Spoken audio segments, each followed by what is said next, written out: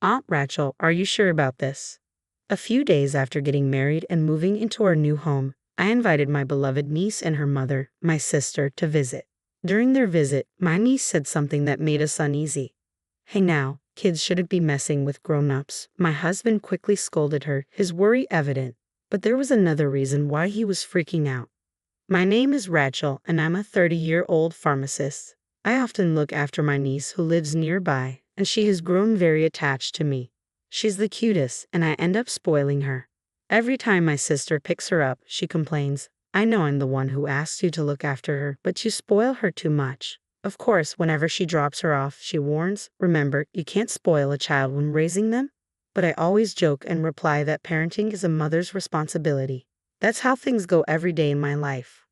My sister is a nurse, so she's busy most of the time. She works in a well-paying hospital ward and also takes night shifts.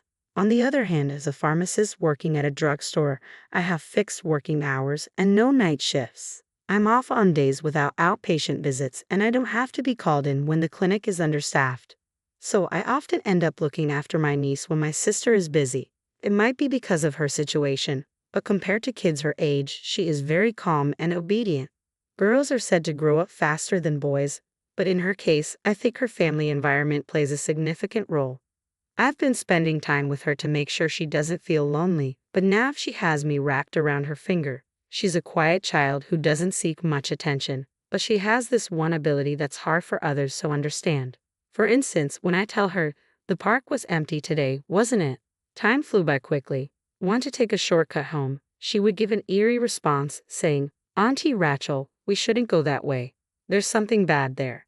Let's take the long way around. Incidents like this happen often. What bad thing? I've heard that children have heightened senses that allow them to see and hear things we can't, but is that for real? To be honest, I don't fully believe it. One day, a regular male customer at the pharmacy asked me out for lunch. When you hear regular at a pharmacy, you might think he's sick, but that's not necessarily true. This man got injured while working and is just getting treatment, so he's healthy overall. In the beginning, he visited frequently, and we casually chatted. His injury was healing well, and we were talking about him maybe not needing to come anymore when he asked me out for lunch. After a few lunch dates, he invited me out for dinner, and we had drinks at a rather fancy bar. I started to let my guard down with him and even shared some personal things about myself. It started to dawn on me that crossing that line into a relationship was just a matter of time. Then he proposed to me very passionately. I want to get married to you right now. I can imagine my life without you, Rachel. Hearing him say that made me incredibly happy. I was overwhelmed by the realization that he needed me in his life, and I found no reason to reject him. So I accepted his proposal, feeling as if I were being drawn into it. To my surprise, he picked me up in front of everyone, laughing like a child. I found that side of him charming. Let's have a ceremony just for the two of us right now, he suggested enthusiastically. He mentioned knowing someone in the bridal industry who could host and prioritize our wedding ceremony. While I was delighted, I still wanted to be blessed by our loved ones at our ceremony, so I turned down his suggestion. His disappointed face honestly made my heart ache, but I wanted our union to be blessed by others more than anything else, so I chose to stick with my decision. Even though he looked disappointed, he respected my feelings and withdrew his suggestion quite easily. That was another thing I liked about him. The very next day, which was the happiest day of my life, I shared the news of our engagement with my older sister before she went to work. Seeing her joy, as if it were her own, made me relieved that I didn't have to rush the ceremony. As I was happily recalling yesterday's events, he texted me saying he wanted to see me. When we first started dating, I remembered him mentioning that he had a younger sister. However, I was surprised to hear for the first time that his sister was hospitalized at the moment. When I asked why he hadn't told me earlier, he explained that he didn't want me to accept his marriage proposal out of sympathy for him. He also pointed out the possibility of the opposite happening. I assured him that I wouldn't make decisions based on his sister's illness, and his soft response of "I know" made me fall head over heels for him. But I still pulled myself together to stay grounded. He showed me a picture of his sister and told me, when I told her about you, Rachel, she said she can't wait for the day when she can call you Big Sis. I felt a deep desire to make his sister's wish come true as soon as possible. Holding my hand, he said, "Let's become a family soon." I was moved once again. Even though we weren't married yet, I wasn't against the idea of being called Big Sis by his younger sister. I wanted to visit her in the hospital before we got married, but when I mentioned this to him, he said, after I visited her the other day, her condition worsened and the doctors limited her visitation. Is it okay for you to be seeing me right now, in a time like this? I asked. He responded by pulling out a charm from his jacket pocket. All I can do is pray for my sister. I stopped by the church before I came here to see you, Rachel. There's nothing I can do besides praying for her. Damn it, he expressed, frustration evident in his voice. Seeing him like this, I deeply wanted to support him. The next day, he suddenly stopped contacting me. I guess his sister's condition had worsened. I hoped he wasn't pushing himself too much. After about 3 days, his usual cheery self showed up at the pharmacy. Although he could have just texted me, he said he wanted to see me in person, which made me happy. We made plans to meet after we both got done with work. When I arrived at our rendezvous right on time, he was already there waiting. As I suspected, he explained that he had been by his sister's bedside due to her deteriorating condition. He told me she was still not allowed to have other visitors, but her condition was now stable, and I breathed a sigh of relief. Then he handed me a letter, saying it was from his sister. I was surprised. I didn't expect to receive a letter from her since I heard she was in critical condition. Reading my expression, he explained, seems like she's been writing a lot, and I didn't even know. He then shyly admitted, actually, I fell for you at first sight, so I had a crush on you for a long time. It turns out he had been talking about me even before we started dating. The letter contained words of hope for our relationship, dreams of her brother's love being fulfilled. I hope the day comes when I get to call you Big Sis soon, she wrote. I wonder if I could even be a flower girl, she wrote, dreaming of me marrying her brother and us becoming a family. Fighting an illness is hard. It's probably a struggle to even use her limited energy to wish for others' happiness, yet her letter was filled with thoughts of her brother getting married to me. Her words brought tears to my eyes. Let's get married soon, I told him with excitement. It seemed unlikely that his sister would be able to attend our wedding, but I wanted her to witness her beloved brother's big day. After some insistence, I got him to reveal the name of the hospital she was staying at, and I found a wedding chapel nearby. The chapel was visible from the patient's room or the rooftop, making it feel like she could be there with us. I begged to have our ceremony there. He was touched to know that I genuinely cared about his sister, and he was fully on board with the idea. We soon fixed a date. Ideally, we wanted to choose one of those auspicious days, but we couldn't afford to be picky. The date we chose was less expensive and the only one available, so we went with it without hesitation. While preparations were hastily underway, he made a suggestion. He asked if we could wait a bit longer to turn in our marriage certificate. His sister's condition had worsened, and she needed surgery as soon as possible. The medical bill was going to be more expensive than expected, affecting our wedding budget. It didn't feel right to have a wedding under such circumstances either. When I suggested waiting until after his sister's surgery, he exclaimed, if she found out our wedding was canceled because of her, it would ruin her will to heal. Hearing that, I couldn't say anything, and the wedding proceeded as planned. For the time being, I paid for our ceremony in one installment, under the agreement that we would split the costs after his sister's medical bills were paid. Despite the short notice, a decent number of our close friends and family managed to attend our wedding day. My own sister, who's a nurse, even managed to get time off with the help of her colleagues, saying, "This is an important day for my little sister." "I can't miss it," my cute little niece declared. Dressed up and joining the celebration, she quickly got shy around the grown men and ended up hiding behind me. Her actions were so adorable that I couldn't help but chuckle. After the wedding, I moved into our new home. He had suggested I move in with him since his place was too big for him alone. Given that his sister's surgery was going to cost more than we anticipated, we decided not to purchase a newly built home. I could support him for a while, but we couldn't predict when he'd be able to pay back the rest of our expenses. So, I moved into this place. My sister understood my decision but still felt it would be better if we had our own new place. To ease her concerns, I invited my sister and niece over. My boyfriend, now my husband, agreed to the idea.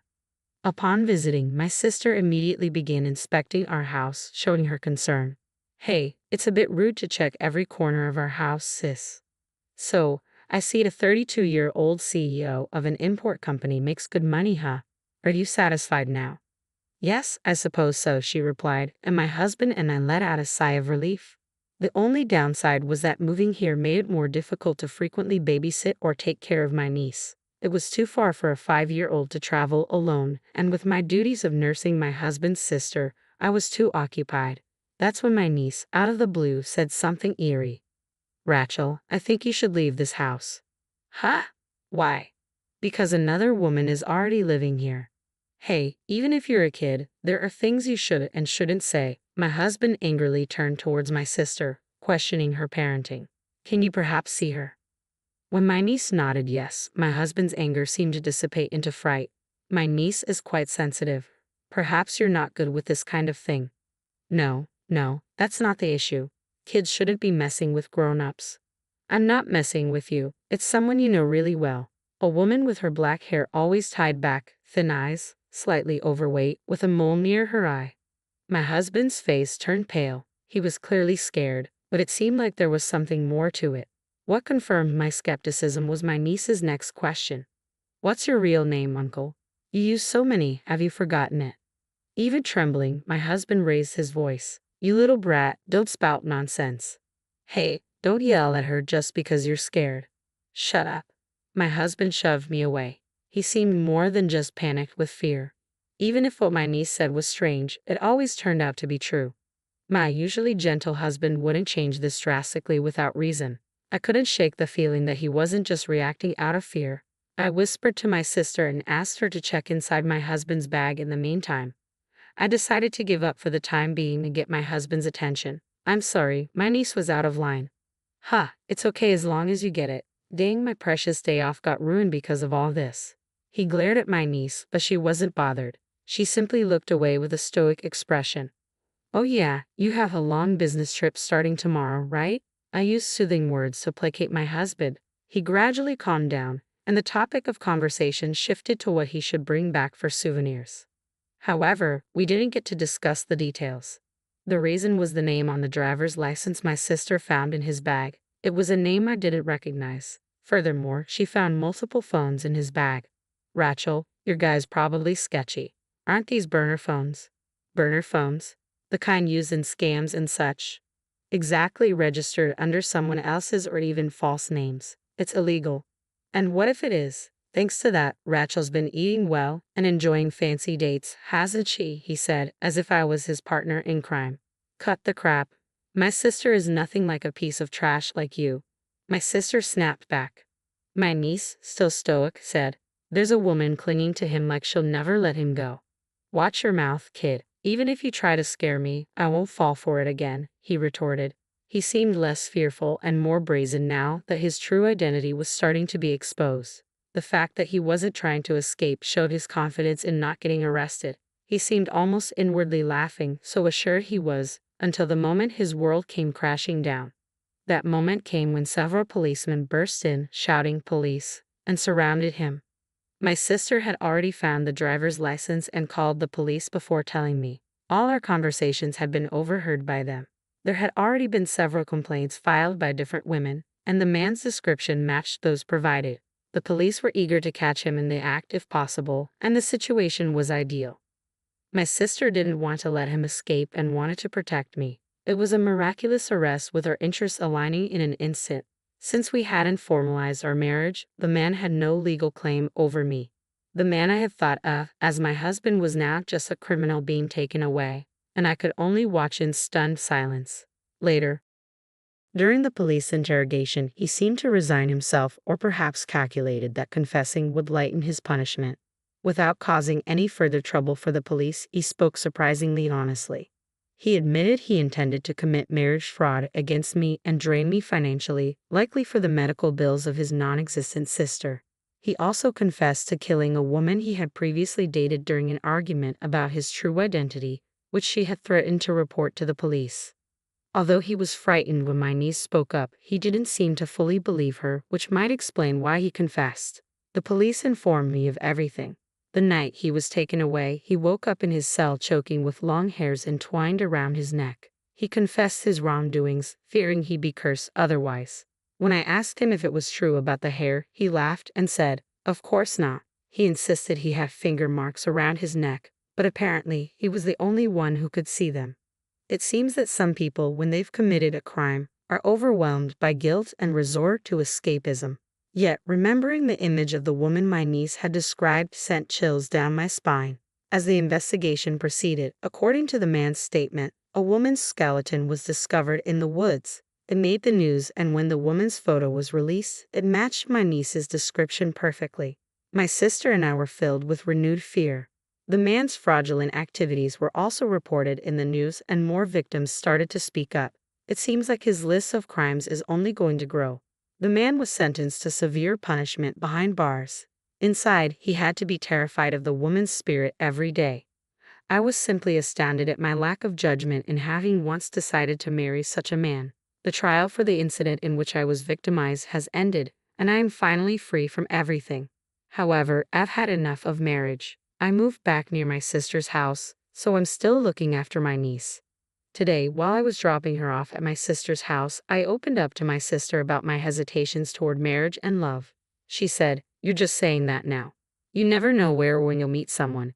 You could fall in love after you leave here today." She didn't take it seriously. Time passed and summer came. Every year, I take my niece to the local summer festival. This year, as I was walking hand in hand with her dressed in her new sundress, a man walking in front of us dropped his wallet.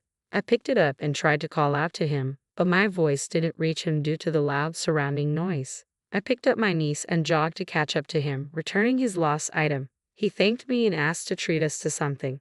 This sparked a connection between us. In the end, the three of us had a blast at the fair that day. "You're lucky, Rachel. You've been tied to this man before you were even born." "What? Hey, what are you saying?" I blushed deep red at her words, which seemed to make him blush as well. "You never know where love will find you." My sister's words flashed in my mind as fireworks lit up the night sky. I had a feeling that a new romance was on the horizon.